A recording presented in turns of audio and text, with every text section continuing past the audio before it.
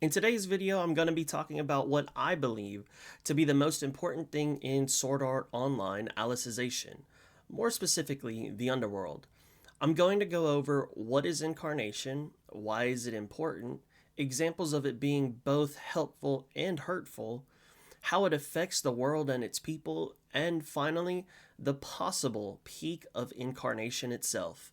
Without further ado, let's get started. Incarnation is what we would call mental image, and the sacred arts are a tool that allows us to harness and refine that mental image. This incarnation plays an immense role, breaking through limiters that are normally placed through things like stats or impossibilities. If we break down Kirito's Sacred Arts incantation against Eldrie, bit by bit, we can see what he's asking the system to do for him. System call is him requesting the help of the world because he cannot imagine this himself. Generate thermal element is him telling what element he wants summoned, and in the show, we see him put it at his fingertips. Next, he says, form element arrow shape. Now he's telling the system to shape this fire that is at his fingertips into arrows. And finally, when he says discharge, it flies off of his fingertips like arrows from a bow. The sacred arts are important because this allows normal people to make things easier in their daily lives. We see Alice as a kid generate a luminous element and use it as a makeshift torch to go through the end mountains. While, on the other hand, we see Selka use the sacred arts to heal Yu-Gi-Oh when he gets sliced fighting the goblins. On the higher end of the spectrum, we see the Integrity Knights use sacred arts and incarnation to fight against the Dark Territory, and vice versa. An early and extreme example of incarnation without sacred arts is the Volo Levantine versus Kirito fight, and with Swordalina herself. It's extremely helpful and impactful to Volo, as we were told his family does first strike duels but with real swords. Volo and his family believe that their strength came from the blood of their enemies, and we see him being powered by this against Kirito. On the flip side, we see Swordalina mentioning that she has never beaten Volo and that she can't even imagine beating him. This plays a massive role in her losing against him. Once she sees Kirito beat Volo, it's almost as if a switch flipped and she started believing it was possible that she too could beat him. With incarnation making possible what you imagine or don't imagine with your mind, we're starting to see this become a very powerful tool. So powerful, in fact, we even see it make the impossible happen on several different occasions. After a few failed attempts, we see Kirito grow flowers from a region that should not be possible to grow where he is residing. Even after they get cut by Rios and Umber, he doesn't use a system call to bring them back to life. He instead uses incarnation and the life from other flowers around him to bring them back to life and further bloom. Another incredible thing that incarnation made possible was allowing Kirito to fly through the Dark Territory after he awakens from being comatose. His experiences of flying from ALO are so strong and arguably second nature that he is very easily able to fly after being connected to the ways of the world, while being in his coma for 6+ months. Kirito waking up and being what seems as overpowered is something I'm going to cover in another video, which is such an interesting topic that I hope you'll stay tuned for it. Back to the topic at hand. Let's see if we can find the upper limits of incarnation and just how strong it can be. Let's start off with Sinon and what she was able to make happen with incarnation. Even though she wouldn't understand it to its full potential, that doesn't mean she wouldn't use incarnation to her advantage, even if by accident. We see this in her fight against Gabriel Miller when not one, but two different instances of incarnation happening.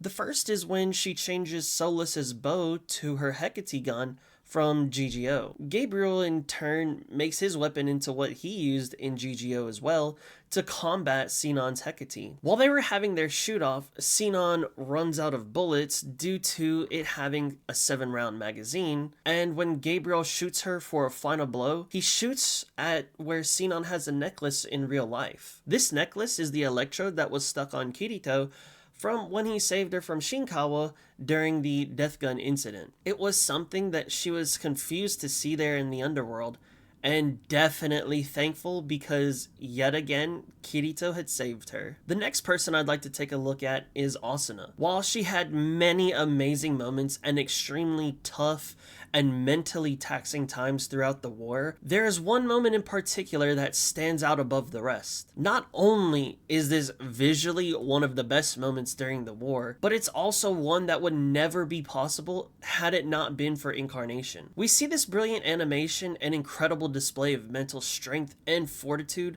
when Asuna is fighting against Pooh. It's actually spelled P-O-H and it stands for Prince of Hell, not the actual poo-poo. She is able to use her original sword skill, Mother's Rosario, to inflict major damage on Pooh, while also giving us an incredible feast for the eyes. After using Mother's Rosario, Asuna wonders herself why she was able to use it. Even if Higa and Kikuoka implemented Aincrad's skills, that wouldn't really make sense for this skill to be there because she inherited that skill from Yuki as a gift, whom she met from ALO, not SAO. While questioning this in the book, she mentions that because this world was built from memories, that 1, this skill was possible, and 2, that when she had heard the encouragement from Yuki, that it wasn't an illusion, it was actually real. Even from these 2 outstanding examples,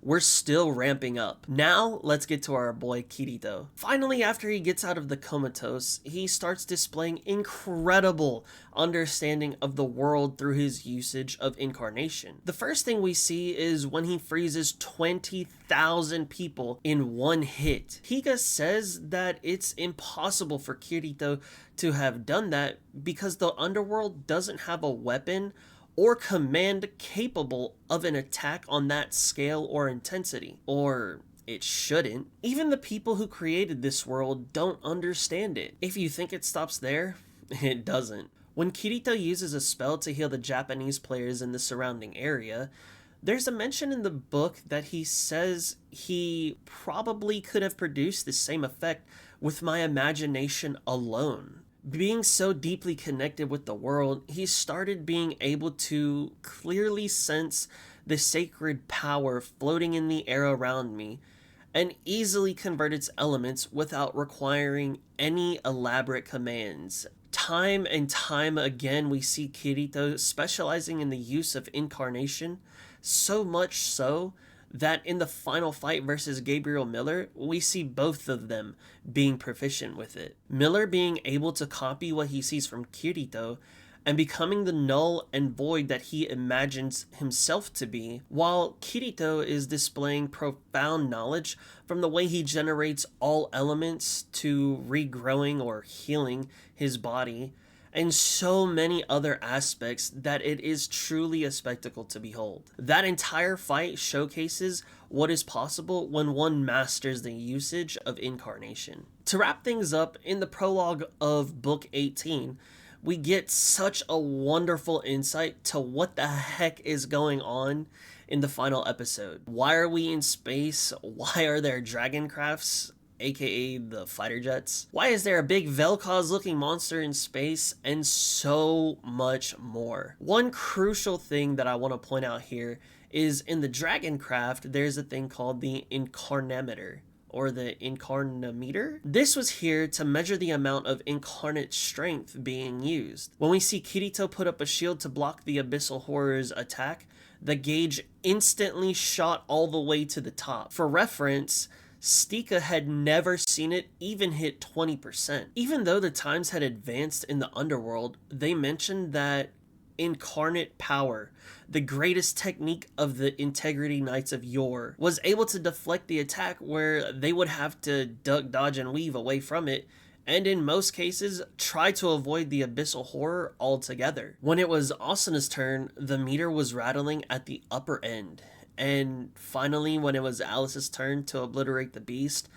the Incarnometer burst off of its mount. It couldn't even register the incarnate strength that Alice was displaying. According to Stika, you could line up every craft in the Integrity Pilot Hood, and it wouldn't even hope to exhibit the power and precision that Alice displayed. It was truly a remarkable and incredible sighting of Incarnation at its peak, at least until I read more or we get more animated. I'll eventually get around to making a video that talks about the ending of the anime, so stay tuned for that one as well. And with that being said, that's all I got for this one. So as y'all know, that's the fat lady singing, that's the bells are ringing, and until the next video, I hope y'all have an awesome day, and I will see you in the next one. God bless and peace out.